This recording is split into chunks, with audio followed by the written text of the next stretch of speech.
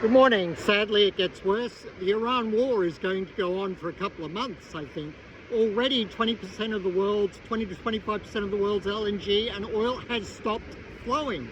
Countries will be using reserves. For countries like Japan, South Korea, China, that's 75% to 90% of their oil supply has just stopped.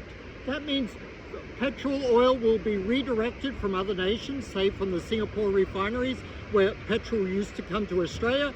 Some of that's going to be rediverted to those countries. They have reserves. They have massive reserves. But this war is going to get worse. We know that because Trump still thinks he can appoint the leader of Iran. That's just not going to happen, which means the war will be ongoing. Tel Aviv is being hit hard. Israel is being hit hard. Every US base in the Middle East is non-functioning. This is not a good situation. It's not as good as it is portrayed in the Western media, and things get worse.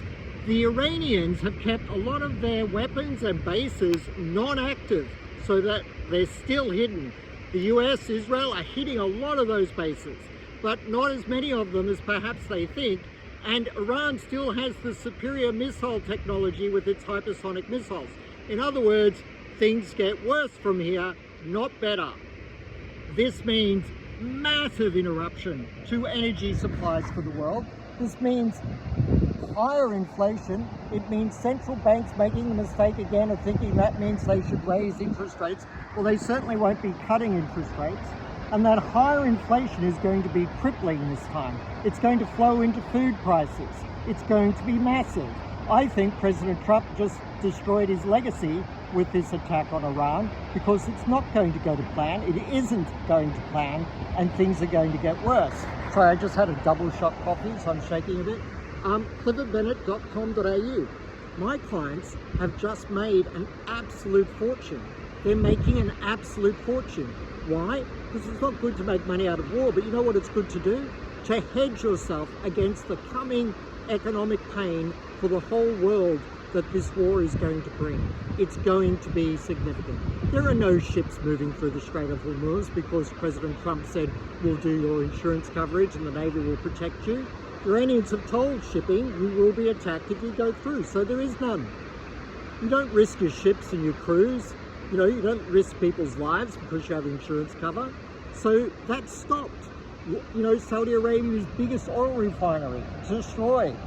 Bahrain's desalination plant just got hit. If they don't have their desalination plants working, the Gulf states are in big trouble. They all have massive desalination plants. But, one of the Iranian plants was allegedly hit.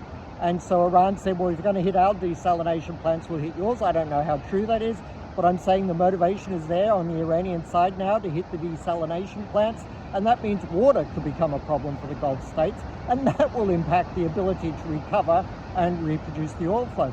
This is why President Trump has cancelled sanctions, energy sanctions against Russia, because the world is going to run out of energy. It could be that Russia comes to the world's rescue, but that will take months to be effective.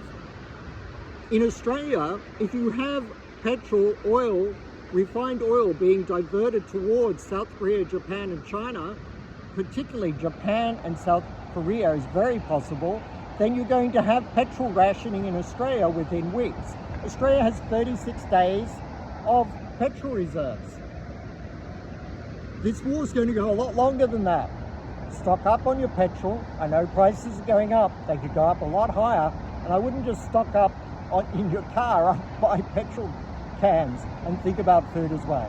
Anyway, cliffordbennett.com.au, and we're still long oil from $65. We're still long gold. We're still short US treasuries that are collapsing. We're still short US stocks that are falling. We're long Palantir, which has been strong. We're long Tesla, and we're long Woodside Energy in Australia, which is just skyrocketing from much lower levels.